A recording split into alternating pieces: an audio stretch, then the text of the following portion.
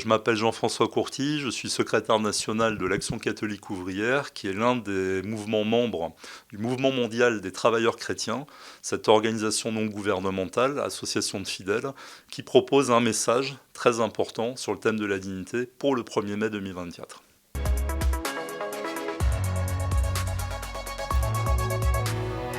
Le Mouvement mondial des travailleurs chrétiens est une organisation non gouvernementale qui a été fondée en 1966.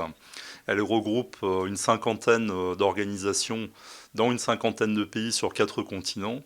Et ces organisations rejoignent des personnes qui sont au travail de différentes formes, que ce soit des salariés, des personnes qui travaillent en quelque sorte à leur compte, et puis aussi des travailleurs privés d'emploi ou des travailleurs handicapés.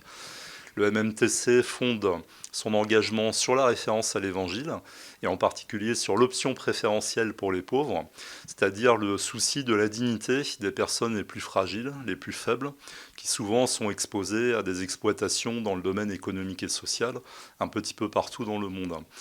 Donc voilà, l'ACO, le MMTC, ce sont ces organisations qui essaient de porter l'attention de l'Église catholique au monde du travail, ce qui nous semble particulièrement important, et aussi qui permet d'essayer de refléter cette espérance chrétienne et ce respect de la dignité dans le monde du travail. Le lien avec la foi, c'est quelque chose d'important parce que vous avez, par exemple, dans un mouvement comme l'Action catholique ouvrière, la double fidélité au Christ et au monde ouvrier. Et en fait, cette double fidélité, elle dit à la fois qu'on est engagé au cœur du mouvement social, donc on est totalement solidaire du monde ouvrier, partout où il se trouve, mais qu'en même temps, ce qu'on essaie de porter, c'est l'espérance, je dirais, d'une conversion ou d'une réconciliation des personnes qui aujourd'hui sont facteurs d'exploitation des travailleurs et des travailleuses.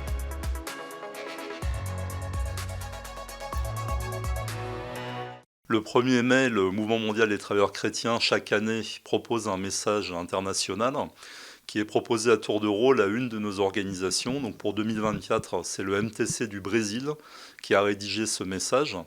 L'intention particulière, bien sûr, c'est sur d'abord l'attention à la terre-mère, au respect de la planète qui aujourd'hui est en danger. Il y a la question de la dignité du travail qui est très importante, les problématiques autour de l'égalité raciale, l'égalité des genres, la question de la démocratie participative qui est très importante aussi, et puis aussi l'attention à la construction de la paix. Et dans ce message, il y a le fait que nous sommes préoccupés bien sûr par la situation en Ukraine ou en Palestine.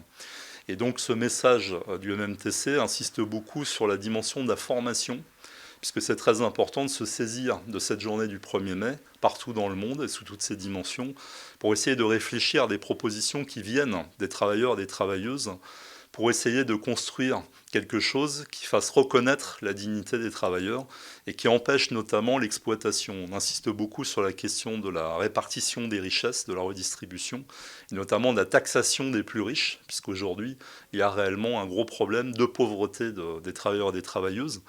Alors c'est vrai qu'aujourd'hui, ça paraît difficile de mener une action sur les questions sociales sans tenir compte des problématiques de l'environnement.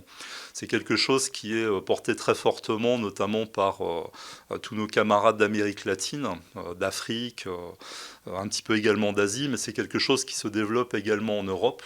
Et on essaie aujourd'hui de beaucoup travailler ces questions d'environnement, quelquefois en organisant des rencontres élargies autour de Laudato Si, par exemple, donc l'encyclique du pape François.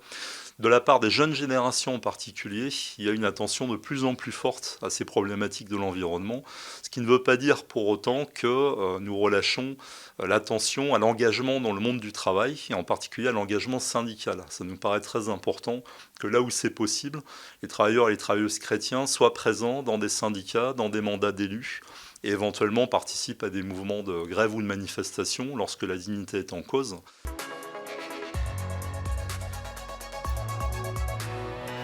Alors déjà, il y a une première possibilité qui est de regarder tout ce que les organisations syndicales peuvent organiser ce jour-là, et ça peut prendre des formes multiples. Effectivement, les formes les plus traditionnelles, ce sont les grands défilés du 1er mai, qui ont beaucoup d'importance, parce que c'est une façon de se retrouver, c'est une façon de faire la fête ensemble. Souvent, ce sont des manifestations familiales.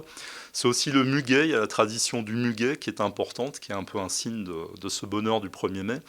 Mais il y a aussi beaucoup d'organisations qui proposent des débats, qui proposent des rencontres, de réflexion sur la question du travail. Et donc c'est important d'avoir cette attention-là. Et puis rien n'interdit de prier, comme j'ai essayé de le faire tout à l'heure sur la dignité des travailleurs. Donc c'est quelque chose d'important, mais surtout le 1er mai n'est pas un en soi. C'est un signe important pendant l'année, comme il y en a d'autres, comme pour les chrétiens il y a aussi Noël et Pâques par ailleurs. Mais au-delà du 1er mai, c'est important d'essayer d'être engagé tout au long de l'année dans ce combat pour la dignité des travailleuses et des travailleurs. Et donc s'engager, ça veut dire regarder là où on est dans notre monde professionnel, si c'est possible de contacter un syndicat, si c'est possible de s'engager comme élu, si c'est possible de mener une action concrètement, si c'est possible de combattre une injustice, parfois de participer à des négociations. On dit souvent lier la prière et l'action, mais finalement si j'avais une prière à adresser pour ce 1er mai, ça serait « Ô Christ, prends le plus grand soin des travailleuses et des travailleurs du monde entier ».